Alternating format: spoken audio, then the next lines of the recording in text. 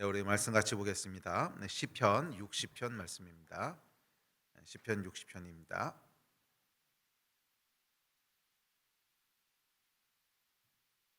다 찾으셨으면 1절부터 함께 읽겠습니다. 1절부터 봉독합니다. 시작. 하나님이여, 주께서 우리를 버려 흩으셨고 분노하셨사오나 지금은 우리를 회복시키소서. 주께서 땅을 진동시키사 갈라지게 하셨사오니 그 틈을 기우소서. 땅이 흔들림이니이다. 주께서 주의 백성에게 어려움을 보이시고 비틀거리게 하는 포도주를 우리에게 마시게 하셨나이다. 주를 경외하는 자에게 깃발을 주시고 진리를 위하여 달게 하셨나이다. 주께서 사랑하시는 자를 건지시기 위하여 주의 오른손으로 구원하시고 응답하소서. 하나님이 그의 거룩하심으로 말씀하시되 내가 뛰놀리라. 내가 세겜을 나누며 수꽃 골짜기를 측량하리라. 길르앗이 내 것이요 므낫세도 내 것이며 에브라임은 내 머리의 투구요 유다는 나의 귀이며 모압은 나의 목욕통이라. 에돔에는 나의 신발을 던지리라. 블레셋아 나로 말미암아 외치라 하셨도다. 누가 나를 이끌어 견고한 성에 들이며 누가 나를 에돔에 인도할까?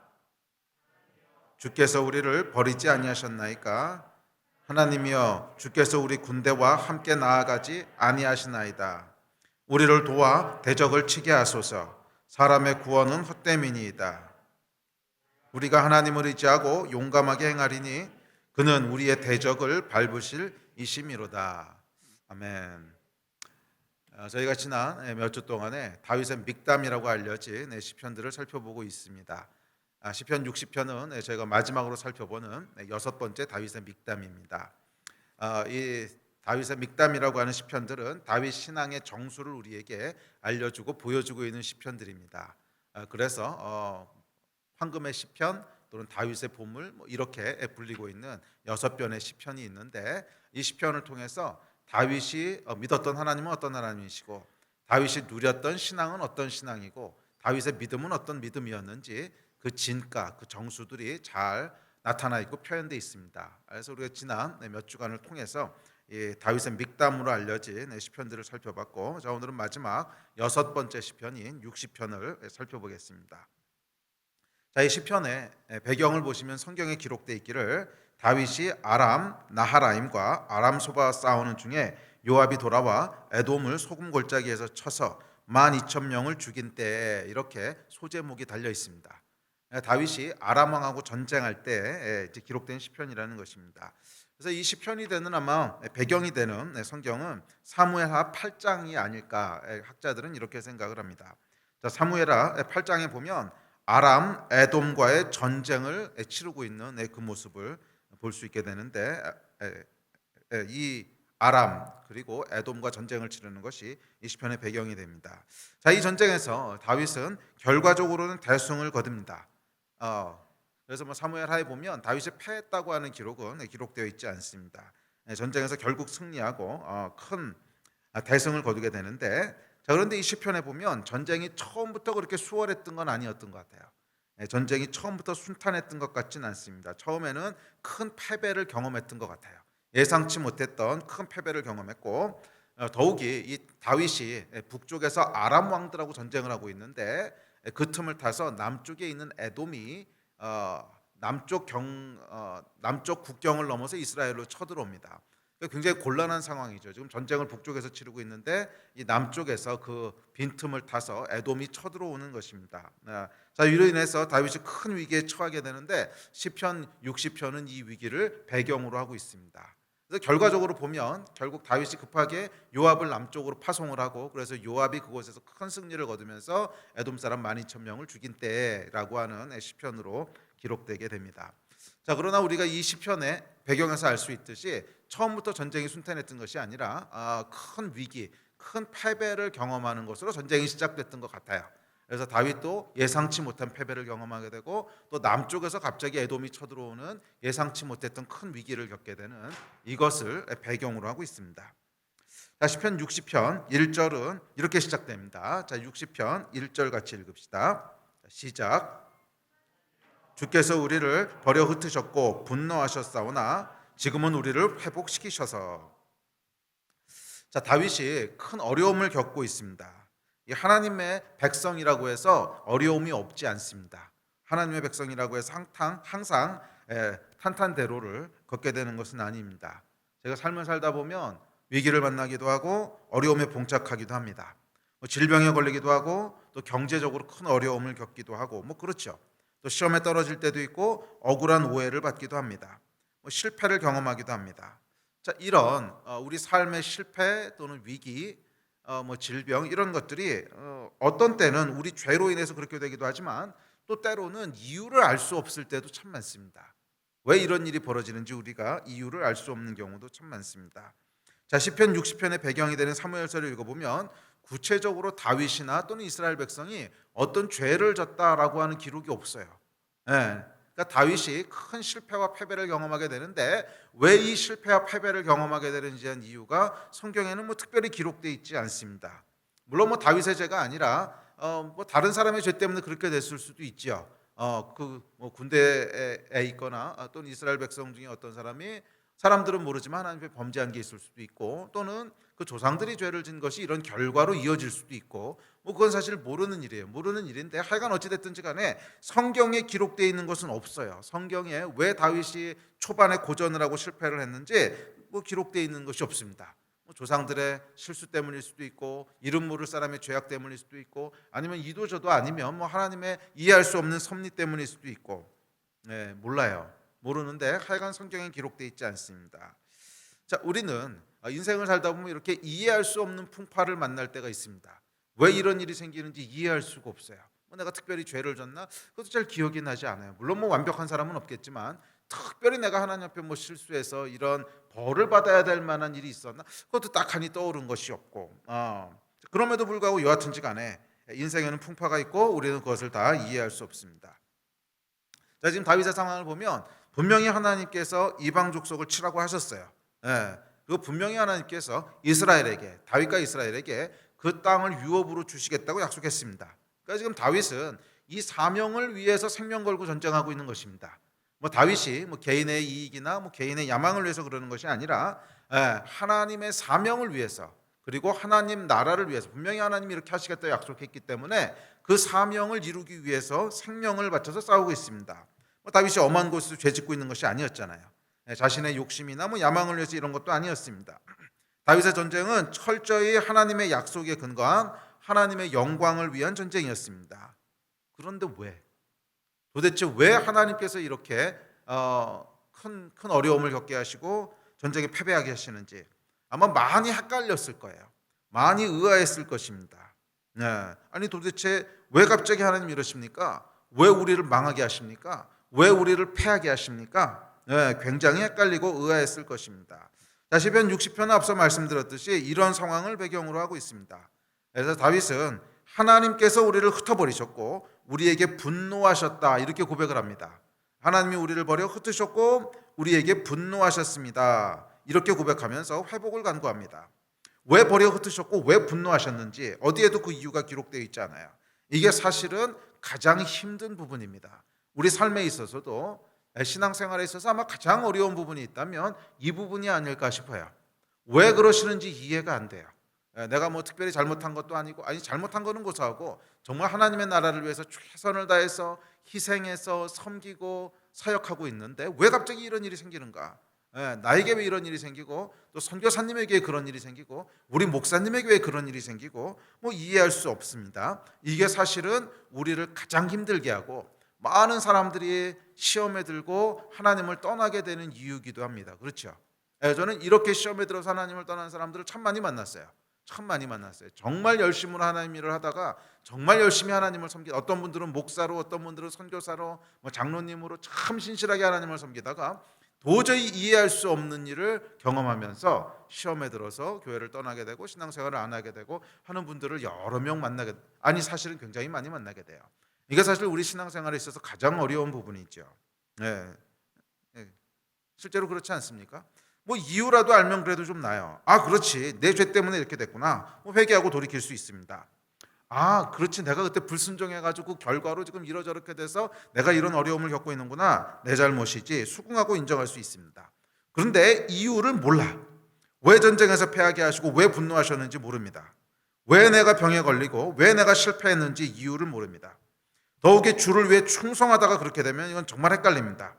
우리를 가장 힘들게 합니다. 우리도 살다 보면 이렇게 이유를 알 수 없는 고난과 위기를 맞이할 때가 있습니다. 그것도 사실 아주 많습니다. 사실 이유를 이해할 수 있을 때보다 이해할 수 없을 때가 더 많습니다. 그렇지 않습니까? 예. 우리가 신앙생활을 하다 보면 이유를 이해할 때보다 이해할 수 없을 때가 더 많습니다. 저도 개인적으로 그래요. 예. 지금까지 신앙생활을 하면서 이해할 수 있는 일들도 물론 있었지만 정말 많은 부분들은 이해할 수 없는 일들이었고 지금도 이해할 수 없어요. 왜 그때 하나님이 그렇게 하셨는지, 왜 그때 우리의 기도를 안 들어주셨는지, 우리가 그렇게 기도했는데 왜 하나님께서는 윤숙 선교사를 데려가셨는지 뭐 이해가 안 되죠. 왜 우리가 그렇게 기도했는데 사랑하는 우리 자매 형제들을 하나님께서 그냥 데리고 가셨는지 이해할 수 없어요. 뭐 그분들이 죄를 진 거, 아이 죄는 무슨 죄예요? 정말 인생을 다 바쳐서 하나님 일한다고 헌신했던 분들인데 정말 헌신적으로 하나님 나라를 섬겼고 인생을 다 들여서 주의 집을 세웠던 분들인데 왜 하나님께서 데려가셨는지 이해할 수가 없어요. 왜 하나님께서 질병을 주셨는지 아직도 이해 안 돼요. 아직도 이해 안 되고 그때 우리가 그렇게 열심히 기도했는데 금식하면서 기도하고 정말 생명 걸고 기도했는데 왜 기도를 안 들어주셨는지 지금도 이해할 수가 없습니다. 제 삶도 돌아보면 이해 안 되는 일들 투성이에요. 이해가 되는 것보다 이해가 안 되는 게 더 많다고 해도 과언이 아니에요. 그때 하나님이 왜 이렇게 하셨는지, 지금 하나님이 왜 이렇게 하고 계신지 사실은 이해가 안 되는 일이 더 많습니다. 자, 그래서 이 시편 60편이 우리에게 소중한 귀감이 됩니다. 다윗도 우리와 똑같이 이해할 수 없는 상황을 맞닥뜨린 거예요. 왜 전쟁에서 하나님 패하게 하시는지 아무리 돌아봐도 이해가 안 돼요. 특별히 다윗이 무슨 죄를 진 것도 아니고 특별히 다윗이 불순종한 게 있는 것도 아니고 지금까지는 하나님께서 계속 승리하게 하셨고 주님의 약속을 이루어가게 하셨는데 왜 갑자기 여기선 분위기를 바꾸셔서 우리에게 진노하시고 우리를 흩어버리시는지 이유를 알 수가 없어요. 그 가운데 쓰여진 다윗의 시편이고 고백이기 때문에 우리에게 소중한 귀감이 됩니다. 이유를 알 수 없는 실패, 이유를 알 수 없는 위기, 이유를 알 수 없는 질병 속에서 다윗은 어떻게 반응했는가? 다윗은 어떻게 반응했는가? 이를 통해서 하나님의 백성이 어떻게 반응해야 되는지를 보여주고 있습니다. 자, 그렇다면 다윗은 이런 상황 가운데 어떻게 반응했을까요? 다윗의 반응은 명확했습니다. 이유가 어떻든지 간에 회복시켜달라고 구하는 거예요. 이유가 어떻든지 간에 회복시켜달라고 구하는 거예요. 1절 다시 한번 띄워주시겠어요? 자, 1절에 보면 뭐라 그럽니까? 우리 1절 다시 한번 읽읍시다. 자, 하나님이여 주께서 우리를 버려 흩으셨고 분노하셨사오나 지금은 우리를 회복시키소서. 자, 여기 보면 다윗이 이유에 대해서 따지지 않아요. 왜 하나님께서 우리를 흩어버리셨는지, 왜 하나님께서 우리에게 분노하셨는지 이유를 전혀 따지지 않습니다. 다윗은 맞아요. 지금까지 주께서 우리를 버려서 흩으셨고 분노하셨사오나 지금은 우리를 회복시키소서. 그리고 이어지는 2절부터 마지막 절까지도 왜 그러셨습니까? 라고 하는 질문이 한 번도 안 나와요. 왜 하나님이 이런 일을 행하셨습니까? 왜 우리가 패했습니까? 패한 근본 원인이 뭡니까? 이 질문이 한 번도 등장하지 않아요. 그리고 다윗은 어찌됐든지 간에 지금은 우리를 회복시켜 주십시오. 이유에 어떻든지 간에 지금은 우리를 회복시켜 주십시오. 이것이 다윗의 기도였습니다. 사실은 그리고 이 부분이 정말 중요합니다. 저와 여러분의 삶에 있어서도 믿음에 있어서도 이 부분이 참 중요한 포인트입니다. 참 중요한 포인트예요. 이유를 알 수 있을 때가 있어요. 예를 들어서 우리가 명백히 죄를 져서 그 죄의 어떤 결과를 치르고 있다든지 이럴 때가 있습니다. 이럴 때는 다른 방법 없어요. 무조건 회개해야 됩니다. 우리가 잘못해서 그런 죄값이 나온 거니까 그건 당연히 회개해야 되는 것이고 당연히 하나님 앞에 돌이키는 것 외에는 다른 방법 없습니다. 자, 그런데 문제는 이유를 모를 때, 이유가 뭔지 도무지 감이 안 잡힐 때, 자, 이때는 어떻게 해야 되는 거예요? 이유가 뭐지? 하나님이 왜 이러시지? 이렇게 물어봐야 아무 소용이 없다는 거예요. 왜 이런 일이 벌어졌지? 물어봐야 아무 소용이 없다는 거예요. 이것은 우리의 신앙을 침체되게 할 뿐이에요. 잘 들으십시오. 왜 그러시지? 왜 하나님이 나한테 이러셨지? 물론 그 일을 통해서 나의 죄 때문에 그렇구나 이렇게 이어지면 오케이, 할렐루야, 우리 죄를 회개하고 돌이켜야 됩니다. 그런데 아무리 생각해봐도 이유가 감이 안 잡혀요. 아무리 생각해도 감이 안 잡혀요. 그때는 왜 그러십니까? 라고 묻는 것이 아무 소용이 없습니다. 거기서 계속 왜 그러시냐고 물어봐야 결국 우리 신앙을 침체되게 할 뿐이에요. 잘 기억하세요. 거기서 계속 왜 그러십니까 하고 따지고 있으면 우리 신앙이 침체될 뿐이에요. 시험에 들게 되고 결국은 하나님을 떠나게 될 뿐이에요. 왜 그런지 조금 이따 설명을 해드릴게요. 자, 그래서 이때는 우리가 무엇을 해야 되냐면 이유가 무엇이든지 간에 하여간 회복시켜달라고 구해야 되는 거예요. 하여간 회복시켜달라고 구해야 되는 거예요. 자, 왜 이유를 물어보는 것이 도움이 안 되는가? 자, 여러분, 이유를 아는 것이 왜 중요할까요? 아니, 그 전에 이유를 아는 게 중요합니까? 아니면 회복되는 게 중요합니까? 결국은 회복되는 게 중요한 거 아니에요? 꼭 이유를 알아야만 여러분이 회복되는 거 아니잖아요. 그냥 하나님 회복시켜 주시면 되는 거잖아요. 그러면 진짜로 중요한 것은 우리가 회복되는 것입니까? 아니면 이유를 아는 것입니까? 사실은 회복되는 거예요. 그런데 왜 이유를 알아야 되느냐? 이유를 알아야겠다고 하는 건 하나님 앞에서 자존심을 세우고 있는 거예요. 사실은. 예, 하나님의 완전한 주권을 인정하지 못하는 거예요. 하나님이 행하시는 일을 내가 평가하겠다는 거예요. 이유를 좀 알려주십시오. 이유를 들어보고 내가 동의할 만하면 오케이, 동의할 수 없으면 항변을 하든 항의를 하든 하겠다는 거잖아요. 그러니까 이유를 알겠다는 거죠. 그러니까 이유를 묻는 거죠. 이유가 뭐든지 간에 하여간 건 하나님의 주권입니다. 이러면 이유 물을 필요가 없어요. 뭐를 행하시든지 간에 하나님이 행하신 일입니다. 끝. 그럼 이유를 알아야 될 필요가 없는데 왜 이유를 묻는가? 하나님의 완전한 주권을 인정 안 하는 거예요. 나도 거기에 관여하겠다는 거. 왜? 내 인생이니까. 결국 내 인생의 주권이 누구에게 있는 거? 나에게 있는 거예요. 예, 결국 나에게 관련된 일이니까 하나님이 어떻게 행하셨든지 간에 하여간 내가 듣고 그 정당성을 판단해야겠습니다. 그것이 올바른 것인지 잘못된 것인지 내가 들어봐야겠습니다. 하나님이 하시는 일에 왈가왈부 토를 달겠다는 거예요. 그래서 하여간 나에게 설명해 줘 보십시오. 그래서 동의가 되면 오케이, 내가 잘못했습니다 인정할 거고, 동의가 안 되면 왜 그러셨냐고 계속 물어볼 거 아니에요. 동의가 안 되면 계속 물어볼 거 아니에요. 지금 물어보는 것도 동의가 안 돼서 물어보는 거잖아요. 무슨 동의? 내가 이해가 안 된다고 하는 게 동의가 안 되는 거잖아요. 내가 이해가 안 되는 것도 동의가 되면 그냥 넘어가면 되는데, 이해가 안 된다는 사실이 동의가 안 되면, 내가 이해가 안 된다는 사실이 동의가 안 되니까 지금 묻고 있는 거잖아요. 그 얘기는 뭐냐면 하나님의 주권을 인정하지 않고 있다는 뜻이에요. 내 자존심을 세우고 있다는 거예요. 예. 그러니 왜 이러셨는지 오케이, 설명을 한번 해보십시오. 들어보고 내가 수긍이 되면 오케이, 동의하고, 수긍이 안 되거나 이해가 안 되면 항변을 하든 반항을 하든 하겠습니다. 이런 뜻이죠. 왈가왈부 하나님이 하신 일에 토를 달겠다는 것입니다. 이게 뭐예요, 여러분? 인간의 교만이에요. 한갓 피조물이 창조주 앞에서 왜 그러셨습니까? 라고 묻고 있는 게 사실은 말이 안 되는 거거든요. 창조하신 분이 마음대로 하실 권리가 있는 거 아닙니까? 우린 다 하나님의 소유고 우리는 하나님께서 지으신 존재인데 창조주가 당연히 마음대로 할 수 있는 권리가 있는 거지. 거기에 대고 우리 피조물이 왜 그러셨습니까? 그건 무슨 뜻입니까?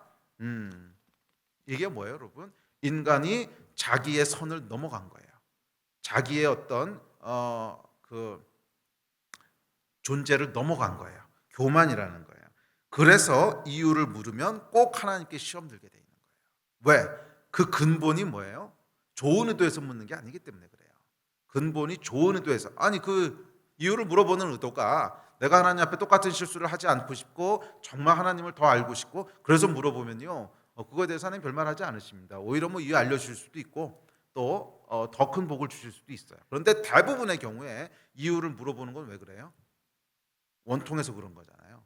대부분의 경우 원통해서 그런 거죠. 왜 나한테 이런 일이 벌어집니까? 왜 나한테 질병이 생깁니까? 왜 나한테 이런 실패가 있습니까? 대부분은 동의 못하는 거거든요. 내 인생에 일어난 일을 동의하기 싫은 거예요. 억울한 거예요. 내가 정말 하나님을 위해서 지금까지 얼마나 헌신했는데 어떻게 나한테 이러실 수 있습니까?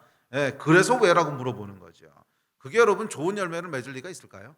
결국 하나님 앞에서의 교만이고 결국 하나님 앞에서의 월권 행위를 하고 있는 건데, 이 마음의 근본은 뭐냐면 하나님의 일에 참견하겠다는 거예요. 하나님의 주권에 나도 참견하겠다는 거예요. 아니요, 하나님 마음대로 하실 수 없습니다. 적어도 여긴 내 인생이기 때문에 내 인생은 하나님이 나에게도 설명해 주시고 허락을 받으셔야 됩니다. 이게 근본 태도이기 때문에 이 질문을 던지는 한 절대로 영적으로 부흥할 수 없어요. 절대로 영적으로 부흥케 되지 않아요. 오히려 침체될 뿐입니다. 욥기가 정확히 그 내용이죠. 물론 욥은 마지막에 회개하고 하나님 앞에 돌이키긴 하지만 욥기 중간에 보면 정확히 이 내용이지 않습니까? 네. 도대체 왜 이런 일이 벌어지는 겁니까? 이유를 따지고 묻습니다. 욥도 따지고 묻고 뭐 그러다 보니까 친구들하고 토론을 하게 되고 뭐 친구들도 뭐라고 설명을 하고 그러면서 욥이 하나님에게 따지면서 묻죠. 도대체 왜 이런 일이 벌어집니까? 그랬더니 욥에게 하나님 뭐라 그러셨어요? 이렇게 대답하십니다. 내가 땅에 기초를 놓을 때 내가 거기 있었느냐? 내가 땅을 창조할 때 네가 거기 있었냐? 이거 물어보시는 거예요. 없었죠. 내가 눈 곳간에 들어가 봤냐? 우박 창고를 보았느냐? 아니요. 그럼 도대체 네가 뭔데 나에게 왜라고 묻는 거냐? 이게 하나님의 대답이었어요. 도대체 네가 뭔데 나한테 뭐라고 묻는 거냐? 땅을 창조할 때도 넌 거기 없었고 내가 어떻게 비를 내리는지 어떻게 눈을 내리는지 넌 본 적도 없고 뭐 심지어 사슴이 어떻게 새끼를 낳는지도 넌 모르잖아. 그런 네가 나한테 왜라고 물어보는 게 도대체 가당한 거냐? 이러고 하나님이 다시 물어보시는 거예요. 그래서 다윗은 여러분 왜라고 하나님께 묻지 않았습니다. 그럼 뭐라 그래요? 그저 회복시켜 주십시오. 그저 회복시켜 주십시오 간구했어요. 회복시켜 달라고 하는 간구는 다릅니다. 이 회복시켜 달라고 하는 간구는 하나님의 행하신 일에 대한 평가가 아니에요. 하나님의 행하신 일에 대한 참견도 아니에요. 왈가왈부 토를 달지도 않습니다. 그저 회복시켜 달라고 긍휼을 구하는 거예요. 그저 회복시켜 달라고 긍휼을 구하는 거예요. 맞아요, 여러분. 우리는 하나님께 이유를 물을 수는 없습니다. 그러나 긍휼을 구할 수는 있습니다. 이게 다윗의 신앙의 정수예요. 우리는 하나님께 이유를 물을 수는 없어요. 그러나 긍휼을 구할 수는 있어요. 다윗은 하나님을 정확히 알고 있었어요. 그분은 우리를 창조하신 분이시기 때문에 우리가 왜라고 물어보는 것은 의미가 없다고 하는 걸 정확히 이해하고 있었어요. 그래서 다윗은 왜라고 묻지 않습니다. 그러나 동시에 다윗은 하나님은 사랑과 긍휼의 하나님이신 걸 알았어요. 그래서 긍휼에 호소합니다. 긍휼에 호소합니다. 그래서 다윗은 이유를 따져 묻는 대신 그분의 긍휼을 구합니다. 기억하십시오. 우리는 하나님께 이유를 물을 수 없습니다. 왜? 창조주시니까. 그러나 긍휼을 구할 수는 있습니다. 긍휼을 구할 수는 있습니다. 이게 여러분 다윗의 신앙의 정수입니다. 지금은 우리를 회복시키소서. 지금은 우리를 회복시키소서. 이것이 다윗의 기도였습니다. 저와 여러분의 기도는 어떻습니까? 왜 그러셨습니까? 라는 욥의 항변입니까? 아니면 회복시켜 주소서라는 다윗의 호소입니까? 우리 하나님께서는 긍휼을 구하는 우리의 호소에 응답하신 하나님이십니다. 그러나 이유를 묻는 항변에는 죄송하지만 많은 경우 대답하지 않으세요. 이유를 묻는 항변에는 많은 경우 침묵하십니다. 뭐 어떤 경우에는 우리가 이해할 수 없는 영역의 것이기 때문에 그럴 수도 있어요. 창조주가 하시는 일을 우리가 어떻게 다 이해하겠어요? 시간과 공간을 초월하신 분, 그 지혜의 깊이를 측량할 수 없는 분, 그분이 행하시는 일을 우리가 어떻게 이해하겠어요? 그래서 대답 안 하실 때도 있고 어떨 때는 우리의 영성을 위해서 대답 안 해줄 때도 있어요. 우리의 태도가 잘못되어 있기 때문에 하여간 많은 경우 하나님께서는 우리가 왜라고 물어보는 거에 대해서 침묵하십니다. 많은 경우 응답하지 않으세요. 그러나 감사하게도 긍휼을 구하는 호소에는 항상 응답하세요. 이게 여러분 비밀입니다. 이유를 물을 땐 침묵하실 수 있지만 긍휼을 구할 때는 항상 응답하세요. 그리고 감사하게도 하나님께서는 이 다윗의 기도를 들으셨죠. 지금은 우리를 회복시켜 주소서라는 호소를 들으시고 반전을 일으키셨습니다. 전쟁에서 다윗은 결국 대승을 거두게 되고 큰 승리로 결말짓게 됩니다. 할렐루야. 우리의 인생 가운데도 그러실 줄로 믿습니다. 우리가 왜라고 물어봤을 때는 아마 대답을 얻지 못할 가능성이 커요.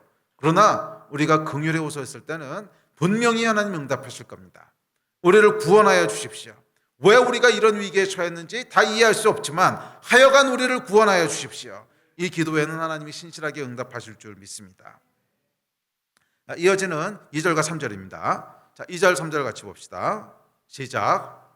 주께서 땅을 진동시키사 갈라지게 하셨사오니 그 틈을 기우소서. 땅이 흔들림이니이다. 주께서 주의 백성에게 어려움을 보이시고 비틀거리게 하는 포도주를 우리에게 마시게 하셨나이다. 다윗은 전쟁의 패배라는 이해할 수 없는 환란에 대해 주께서 땅을 진동시키시고 주께서 주의 백성에게 어려움을 보이셨다, 이렇게 얘기합니다. 자, 이게 무슨 말이냐면 이 모든 환란과 위기가 주께서 행하신 일이라는 거예요. 주께서 행하신 일이라는 거예요. 자, 이것이 시편 60편이 전하는 다윗 신앙의 두 번째 정수인데요. 다윗은 내게 복이 되고 내게 좋아 보이는 일들만 주께서 행하신 일이 아니라 나에게 실패처럼 보이고 저주처럼 보이고 나에게 좋아 보이지 않는 일들로부터 이해할 수 없는 일들까지 결국 이 모든 일을 주께서 주관하고 계신다는 것을 믿었어요. 이게 여러분 다윗 신앙의 두 번째 정수입니다. 좋은 일이든 나쁜 일이든 이해할 수 있는 일이든 이해할 수 없는 일이든 나에게 축복으로 보이든 저주로 보이든 하여간 하나님이 주관하신다는 거예요. 우리 하나님께서 모든 만물을 통치하신다는 거예요. 실수가 없으신 분이시라는 거예요. 아멘. 이게 다윗의 믿음이었습니다. 자, 땅이 진동하고 갈라진다라고 표현하는데 땅이 진동하고 갈라진다고 하는 것은 삶의 기초가 무너진다는 뜻입니다. 제가 유학생으로 캘리포니아에 있을 때 거긴 지진이 많은 동네예요. 그래서 뭐 큰 지진은 아니지만 뭐 작은 지진은 여러 번 경험했습니다. 그런데 지진이 일어나게 되면 우리가 한 번도 경험해보지 못한 경험을 하게 됩니다. 의지할 데가 없어요. 그거를 처음으로 깨닫게 돼요. 그 전까지 우리가 이렇게 뭐 개인적으로 어지럼증이 잠깐 오거나 또는 강한 바람이 불거나 그러면 우리는 무의식적으로 뭔가를 딱 이렇게 잡아요. 그 옆에 있는 책상을 잡든지 뭐 아니면 나무를 잡든지 잡아요. 그건 왜 그래요? 땅에 고정돼 있으니까 걔를 딱 잡으면 흔들리면 멈출 수 있는 거죠. 그래서 우리는 무의식적으로 잡으면 될 거라고 생각을 하는데요. 땅이 흔들리잖아요. 잡을 게 없어요. 땅이 흔들리면 정말 잡을 게 없어요. 의지할 게 없다는 게 무슨 말인지가 체험이 돼요. 땅이 흔들리면 나무를 잡아도 나무도 같이 흔들리고요. 책상을 잡아도 책상도 같이 흔들려요. 의지할 곳이 없습니다. 의지할 곳이 없어요. 그래서 다윗이 땅을 진동을 시키고 갈라지게 하셨다라고 하는 건 뭐냐면 의지할 곳이 전혀 없다는 뜻이에요. 내가 의지할 곳이 없습니다. 옛날에는 뭐 땅에 있는 나무를 붙잡든지 어떤 의지할 곳이 있었는데 땅이 흔들려 버리면 의지할 곳이 없습니다. 이런 뜻입니다. 또한 3절에서는 비틀거리게 하는 포도주라고 얘기하는데 이것은 무기력하게 된 것을 의미합니다. 뭐 아무리 용사고 아무리 힘이 센 뭐 삼성 같은 사람도 술에 취하면 어떻게 돼요? 모든 힘을 다 잃게 됩니다. 무기력해집니다. 무장해제를 당하게 됩니다.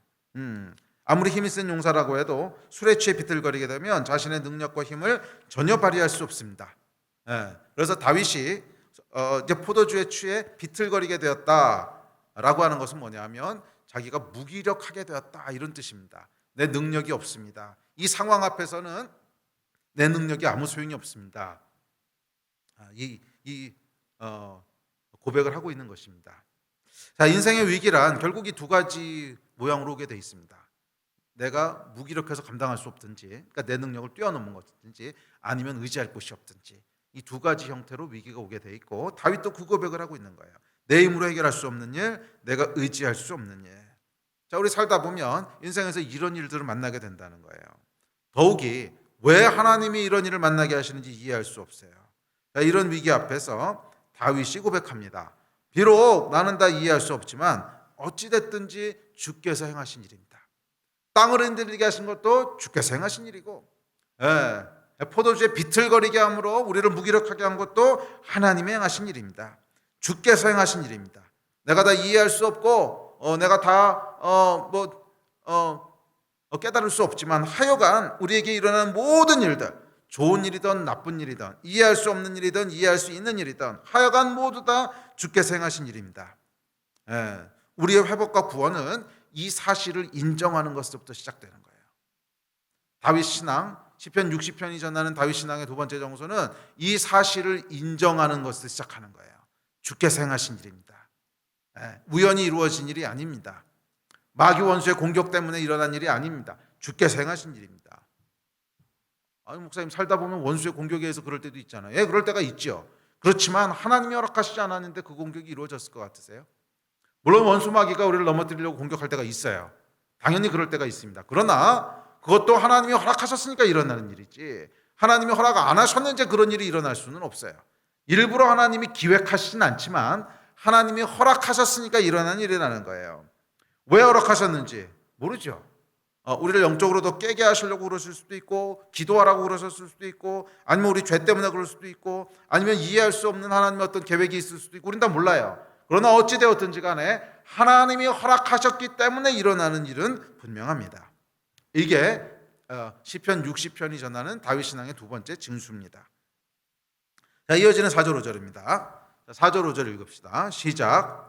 주를 경외하는 자에게 깃발을 주시고 진리를 위하여 달게 하셨나이다. 주께서 사랑하시는 자를 건지시기 위하여 주의 오른손으로 구원하시고 응답하소서. 다윗은 여러분 주를 경외하는 자, 주께서 사랑하시는 자를 구원해달라고 기도합니다. 주를 경외한다는 게 여러분 무슨 말일까요? 주를 경외한다고 하는 것은 주님의 결정을 존중한다는 뜻이죠. 그게 경외하는 거죠. 주님의 결정을 존중합니다. 주님의 주권을 철저하게 인정합니다. 이게 경외하는 거예요. 자, 저와 여러분이 하나님을 경외한다라고 얘기했을 때 그 뜻은 뭐냐면 하나님께서 행하신 모든 일을 인정한다는 뜻이에요. 거기에는 좋은 것만 포함되어 있는 것이 아니라 좋지 않은 것도 포함되어 있어요. 주권을 인정한다는 것에는 전쟁에서 이기게 하시는 것만 포함되어 있는 게 아니라 전쟁에서 패하게 하시는 것도 포함되어 있어요. 주권을 인정한다는 것, 경외한다는 것에는 나를 건강하게 하시는 것도 포함되어 있지만 나로 병들게 하시는 것도 포함되어 있어요. 그게 하나님을 경외하는 거예요. 그리고 사실은 여러분, 내가 하나님을 경외하는지 아닌지는 좋은 일만 벌어질 때는 알 수가 없어요. 좋은 일 벌어졌는데 거기 반대하는 사람은 아무도 없습니다. 좋은 일 벌어졌는데 누가 원망하고 삿대질을 하겠어요. 그런데 진짜로 하나님을 경외하는지를 보려면 이해할 수 없는 일, 동의하기 힘든 일, 나쁜 일, 그 일이 벌어졌을 때 어떻게 반응하냐에 의해서 결정되는 거예요. 진짜 하나님을 경외하는 사람은 어떤 사람이냐면 전쟁에 패했을 때도 하나님의 주권을 인정하는 사람이에요.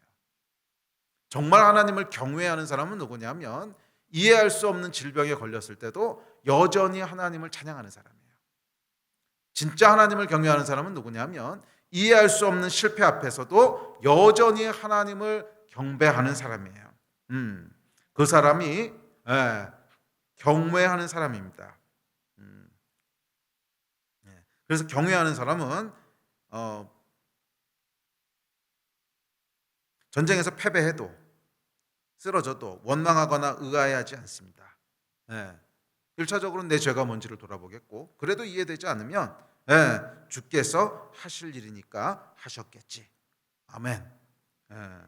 동의합니다. 이유를 묻지 않습니다. 이해할 수 없는 일이 벌어져도 원망하거나 짜증내지 않습니다. 주께서 하신 일이니까. 왜? 주를 경외하니까. 이게 주를 경외하는 자들입니다. 그리고 다윗은 뭐라 그러냐면 주께서는 주를 경외하는 자들을 사랑하시고 구원하신다는 거예요. 주를 경외하는 자들 우리 하나님께서는 사랑하시고 구원하신다는 것입니다. 아멘. 자, 4절에 보면 주를 경외하는 자에게 깃발을 주시고 진리를 위하여 달게 하셨나이다 이렇게 얘기하는데 이게 조금 번역이 잘못되어 있습니다. 잘못됐다기보다는 조금 이해하기 힘들게 되어 있는데 그래서 표준 사번역에 보면 이렇게 번역하고 있습니다. 시작. 활을 쏘는 자들에게서 피하여 도망치도록 깃발을 세워서 주님을 경외하는 자들을 인도해 주십시오. 자, 이게 번역이 굉장히 차이가 많이 나 보이죠. 그 이유는 뭐냐면 히브리어 때문에 그렇습니다. 진리라고 번역된 히브리 단어가 이제 코셰트인데 활을 뜻하는 히브리 단어 캐셰트를 아람어형으로 발음하면 그러니까 코셰트예요. 그러니까 이 활하고 진리라는 말이 그냥 그러니까 정확히 어떤 걸 의미했는지가 애매한 거죠. 진리라고 의미한 건지 아니면 활이라고 하는 말을 아람어식으로 발음한 건지. 자, 또 위하여에 해당되는 히브리어 미펜에는 위하여뿐만이 아니라 뭐뭐로부터도 해석 가능합니다. 그래서 이거를 활로부터 이렇게 해석할 수 있는 거예요. 적군의 활로부터. 그래서 세 번역에 보면 활을 쏘는 자들로부터 도망치도록 깃발을 세워주십시오 이렇게 번역했고 또 개역개정에는 그냥 주의 깃발을 주시고 진리를 위해 달게 해주십시오. 뭐 이렇게 번역했는데 뭐 두 개 다 가능한 번역이에요. 예. 그런데 표준세 번역이냐 공동 번역 같은데 보면 다 활을 쏘는 자들로부터 피하게 그렇게 깃발을 주십시오. 이렇게 번역하고 있습니다. 그래서 저는 아마 저 번역이 더 맞지 않나 이렇게 생각을 합니다. 이게 무슨 뜻이냐면 전쟁에서 패하게 되면 어떤 그다음 프로세스가 있습니다. 전쟁에서 항상 승리하는 것이 아니기 때문에 군대들은 훈련을 합니다. 패했을 때 어떻게 하는지, 패했을 때 어떻게 할 건지 훈련을 하는데 패배했을 때는 깃발이 떠요. 그러면 그쪽으로 모여야 되는 거예요. 이게 패배했을 때 프로토콜입니다. 이해가 되세요? 이 현대전 같은 경우야 뭐 무전기도 끼고 다니고 이러겠지만 고대에는 그런 게 없잖아요. 그러니까 한번 흩어져 버리면은 이 사람이 어디가 있는지 뭐 알 길이 없는 거예요. 예. 그리고 일단 흩어지게 되면 그건 전멸하는 겁니다. 아니 저쪽은 군대가 움직이는데 여긴 개인이 흩어져 있으니까 이건 싸워봐야 싸울 수가 없어요. 하여간 전쟁을 하려면 무조건 모여 있어야만 전쟁을 할 수 있는 건데 그래서 흩어지면 다 죽고 끝나는 거예요. 그래서 어떤 훈련을 하냐면 전쟁에서 패배하거나 밀리게 되면 저기서 여기로 모여라 하는 표시를 딱 띄웁니다. 그러면 전쟁에서 밀리거나 패배할 때는 어디 깃발이 떠 있는지를 보고 빨리 그쪽으로 가야 되는 거예요. 빨리 그쪽으로 가서 모이면 거기에서 다시 재정비를 하는 거죠. 다시 재정비를 해서 다시 전쟁을 할 수 있도록 하는 것입니다. 자, 이게 이 말의 뜻이에요. 예. 그러니까 깃발을 세워 주십시오. 왜? 적의 화살로부터 피할 수 있도록 어디로 도망가야 될지를 가르쳐 주십시오. 이 뜻이에요. 그게 사절의 의미입니다. 자, 그러니까 이 다윗이 하나님께 호소하는데 뭐라고 호소하냐면 우리에게 피할 곳을 알려주십시오 이거예요. 우리에게 피할 곳을 알려주십시오. 지금 전쟁에서 우리가 패했는데 적의 화살로부터 안전하게 피할 곳을 알려주십시오. 어디로 피해야 될지를 인도해 주십시오. 이곳에서 죽지 않게 해주십시오. 이렇게 기도하는 거예요. 이게 다윗의 호소입니다. 활을 쏘는 자들에게서 피하여 도망치도록 깃발을 세워서 주님을 경외하는 자들을 그 깃발로 인도해 주십시오. 어디로 모여야 될지를 가르쳐 주십시오. 어디로 피해야 될지를 가르쳐 주십시오. 이 전쟁을 다시 한번 치를 수 있도록 우리에게 재정비해 주십시오. 한 번 더 기회를 주십시오. 이대로 끝낼 수는 없지 않습니까? 이 기도를 지금 다윗이 하고 있는 거예요. 우리가 지금 전쟁에서 패해서 밀리고 있는데 이렇게 해서 다 죽고 끝날 수는 없지 않습니까? 하나님 피할 길을 내주십시오. 어디로 피해야 될지를 가르쳐 주시고 그곳에서 우리로 다시 한번 전쟁할 수 있도록 기회를 주십시오. 이게 여러분 4절의 기도입니다. 자, 그럴 때 정말로 하나님께서 깃발을 세워주신 거예요. 정말로 깃발을 세워주셔서 피할 곳을 보여주시고 그곳에 다윗의 군대를 다시 불러 모으셨습니다. 이게 시편 60편의 내용입니다. 혹시 위기 가운데 계십니까? 혹시 곤경 가운데 있습니까? 그렇다면 오늘 다윗처럼 기도해 보시지 않으시겠어요? 주님, 깃발을 세워주십시오. 주님, 어디로 피해야 될지를 가르쳐 주십시오. 어디로 피해야 될지를 가르쳐 주십시오. 한 번 더 싸울 수 있는 기회를 주십시오. 그냥 이대로 끝낼 수는 없지 않습니까? 한 번 더 싸울 기회를 주십시오. 반전의 기회를 주십시오. 그럴 때 하나님께서 깃발을 떠오르게 하실 줄 믿습니다. 그럴 때 우리 하나님께서 피할 곳을 알려주실 줄 믿습니다. 그 깃발 아래로 피하십시오. 그 깃발 아래로 모이십시오. 이게 여러분 정말 중요합니다. 위기가 왔다고 아무데로나 피하면 안 돼요. 위기가 왔다고 아무데로나 도망가면 안 돼요. 왜? 전쟁에서 아무데로나 흩어지는 건 죽음이에요. 결국 원수가 원하는 것은 우리로 아무데나 흩어버리는 거예요. 아니요. 위기가 왔을 땐 더 철저하게 우리 하나님의 깃발에 집중해야 됩니다. 어디로 하나님이 길을 내시는가? 어디로 하나님이 피하게 하시는가? 이것을 정확하게 보고 그 깃발 아래로 피하십시오. 다윗처럼 호소할 때 분명히 하나님의 깃발이 떠오를 겁니다. 우리가 다 알 수 있도록 떠오를 거예요. 이게 여러분 깃발의 의미 아닙니까? 모든 사람의 의미를 알 수 있도록 세우신다는 거예요. 기도하는 자에게는 하나님께서 분명하게 헷갈리지 않도록 어디로 피해야 될지를 가르쳐 주실 겁니다. 위기 가운데 있고 환난 가운데 있다면 다윗처럼 호소하십시오. 이유를 물어봐 그 소용없습니다. 호소하십시오. 주님, 우리를 회복시켜 주십시오. 적의 화살로부터 피할 수 있도록 깃발을 세워 주십시오. 어디로 피해야 될지를 알려 주십시오. 분명하게 보여 주십시오. 그럴 때 하나님께서 우리 앞에 깃발을 떠오르게 하실 것이고 그 깃발 아래서 반전의 기회를 주실 겁니다. 다른 곳으로 피하면 반전의 기회 없어요. 다른 곳으로 피하면 그냥 패배하고 끝나는 겁니다. 다른 곳으로 피하면 그냥 실패하고 끝나는 것입니다. 그러나 우리 하나님의 깃발 아래로 피하는 자에게는 반전의 기회가 주어질 겁니다. 그리고 다윗이 실제로 그랬어요. 결국 이 전쟁에서 반전을 일으키셨고 다윗이 큰 승리를 거두게 하셨습니다. 우리도 이렇게 하실 줄 믿습니다. 우리 예배팀 나오실까요?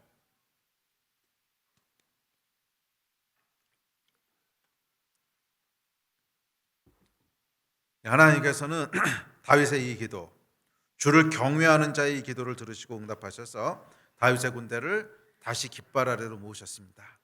그리고 다시 기회를 주시고 반전을 일으키셔서 적을 무찌르고 큰 승리를 얻게 하셨습니다.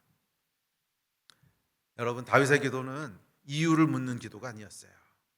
이유를 따지는 기도가 아니었습니다. 나에게 행하신 하나님의 일이 정당한가? 정당하지 않은가? 억울한가? 아닌가? 이거 하나도 묻지 않았어요. 시편 어디에도 또 사무엘하 어디에도 그 이유에 대한 설명은 없고요. 다윗이 그렇게 물었다는 기록도 없습니다. 왜냐하면 다윗은 주를 경외하는 사람이었기 때문에 그렇습니다. 주를 경외하는 사람이었기 때문에 그렇습니다. 주께서 행하신 일은 항상 옳습니다. 주께서 행하신 일은 항상 옳습니다. 나에게 복이 될 때뿐만이 아니라 나에게 해가 될 때도 여전히 옳습니다. 나를 승리하게 하실 때뿐만이 아니라 나를 패배하게 하실 때도 여전히 옳습니다. 왜냐하면 하나님은 하나님이시기 때문에 그렇습니다. 여호와 하나님은 모든 만물의 주이기 때문에 그렇습니다. 다윗은 여러분 주를 경외하는 사람이었습니다. 그렇기 때문에 다윗의 기도는 이유를 묻는 것이 아니라 긍휼을 구하는 기도였어요. 이유를 묻는 것이 아니라 긍휼을 구하는 기도였습니다. 이 하나님 우리를 건져 주십시오. 이 하나님 우리를 불쌍히 여겨 주십시오. 이 하나님 피할 길을 내주십시오. 이 하나님 반전의 기회를 한 번 더 허락하여 주십시오. 이게 다윗의 기도였습니다. 그리고 하나님께서는 긍휼을 구하는 다윗의 기도를 들으시고 응답하셔서 다윗을 구원하셨습니다. 다윗에게 반전의 기회를 주시고 결국엔 전쟁에서 승리하게 하셨습니다. 여러분, 저와 여러분은 오늘 어떤 기도를 드리고 있습니까? 혹시 이유를 묻는 기도의 함정에 빠져 계시진 않으십니까? 혹시 하나님을 향해서 왜 이러셨냐고 끊임없이 묻고 계시진 않습니까? 그 기도는 여러분 죄송하지만 빨리 멈추십시오. 그 기도에는 응답이 없습니다. 많은 경우 하나님께서 이유를 묻는 기도에 설명해 주시지 않습니다. 욥기를 보시면 아시지 않습니까? 욥에게 왜 그런 일이 벌어졌는지 끝까지 설명이 나오지 않습니다. 욥이 왜 그런 고난을 겪어야 됐는지 끝까지 설명이 나오지 않습니다. 물론 초반에 보면 이 원수 마귀가 욥을 시험하려고 그랬다고 하는데, 아니 하나님께서 그렇다고 욥의 자녀들을 죽이셔? 아니 그렇다고 욥을 그렇게 고생시키셔? 이해할 수 없어요. 끝까지 이해할 만한 설명이 나오지 않습니다. 대신 여러분 욥기는 어떻게 끝나는지 아시지 않습니까? 내가 땅에 기초를 놓을 때 네가 거기 있었냐? 네가 눈을 가둬둔 곳간에 들어가 본 적이 있냐? 욥기는요, 네가 나를 경외하냐? 네가 나에게 그걸 묻는 게 합당하냐? 이 질문으로 끝나요. 욥기뿐만이 아니라 성경은 많은 경우에 왜라는 질문에 대답하신 게 별로 없어요. 오히려 하나님께서는 하나님을 경외하는 자들을 찾으신다고 말씀하세요. 그 질문에 대답하시는 것이 아니라 하나님을 경외하는 자들을 찾으신다고 말씀하세요. 물론 시간이 많이 지나고 나면 이해가 될 때도 있어요. 그러나 끝까지 이해가 되지 않는다고 할지라도 여전히 하나님을 경외하는 자들은 주님 앞에 신실하게 붙어 있습니다. 우리가 해야 될 기도는 이유를 묻는 기도가 아닙니다. 우리가 해야 될 기도는 긍휼을 구하는 기도입니다. 그게 피조물의 합당한 반응입니다. 위기에 처하고 큰 어려움을 만났을 때 피조물의 합당한 반응은 왜를 묻는 것이 아니라 긍휼히 여겨주십시오. 주님 지금은 우리를 회복시키시고 주여 지금은 우리를 건져주십시오. 이게 합당한 기도입니다. 피조물은 하나님 앞에서 교만을 떨면 안 됩니다. 우리의 목을 곧게 세우면 안 됩니다. 목을 빳빳하게 세우고 주님 왜 그러셨습니까? 이 일을 통해서 하나님 뭘 하려고 그러시는 겁니까? 이건 여러분 잘못된 태도입니다. 우리 안에 내 인생의 주인은 나라고 하는 하나님의 주권을 인정하지 않는 교만과 사실은 반역에서부터 나오는 태도이기 때문에 그렇습니다. 올바른 태도는 그저 하나님 앞에 엎드리는 것입니다. 내가 이해할 수 없어도, 내가 동의가 되지 않아도 주여 우리를 불쌍히 여겨주십시오. 우리는 그냥 하나님께서 훅 하고 불면 하루 있다가 사라져버리는 그런 하루살이 같은 존재고, 하루 있다가 날아가 버리는 드래플 같은 존재고, 아무것도 아닌 존재입니다. 우리 하나님과 비교할 수 없는 존재입니다. 주여 이 미천하고 보잘것없고 쓸데없고 무의미한 자를 긍휼히 여겨주십시오. 이게 여러분 피조물의 올바른 반응입니다. 혹시 우리가 하나님 앞에서 너무 똑똑한 체 하고 있지는 않은가요? 혹시 우리가 하나님 앞에서 너무 능력 있는 척하고 있지는 않은가요? 너무 지혜로운 척하고 있지는 않습니까? 다 잘못된 태도입니다. 다윗은 그렇게 하지 않았어요. 그저 하나님의 긍휼을 구했습니다. 주여 우리를 불쌍히 여겨주십시오. 하나님 우리를 그저 불쌍히 여겨주십시오. 이 위기에서 건져주십시오. 반전시켜 주십시오. 회복시켜 주십시오. 그리고 하나님께서는 이 기도에 응답하셨습니다. 아멘. 우리 함께 기도합시다. 우리 자리에서 일어나실 수 있으시면 우리 함께 일어나셔서 우리 함께 기도합시다. 혹시 이 왜라고 하는 함정에 빠져 계신 분이 있다면 오늘 돌이키시기를 주의 이름으로 도전하고 축복합니다. 우리의 기도가 바뀌어야 합니다. 아니 우리의 마음과 태도가 먼저 바뀌어야 됩니다. 우리 좀 겸손하게 주님 앞에 나갑시다. 다 이해할 수 없어도 여전히 하나님은 선하십니다. 주를 경외함으로 나갑시다. 다 이해할 수는 없지만 긍휼을 구할 수는 있습니다. 주를 신뢰함으로 나갑시다. 겸손함으로 나갑시다. 하나님 우리를 구원하여 주십시오. 하나님 우리를 구원하여 주십시오. 하나님 우리를 건져 주십시오. 하나님 우리에게 깃발을 세워주셔서 어디로 피해야 될지를 가르쳐 주십시오. 주여 우리에게 다시 한번 반전의 기회를 주십시오. 이를 위해서 우리 같이 합심해서 기도했으면 좋겠습니다. 우리 주여 3번 크게 부르짖고 합심해서 기도하시겠습니다. 주여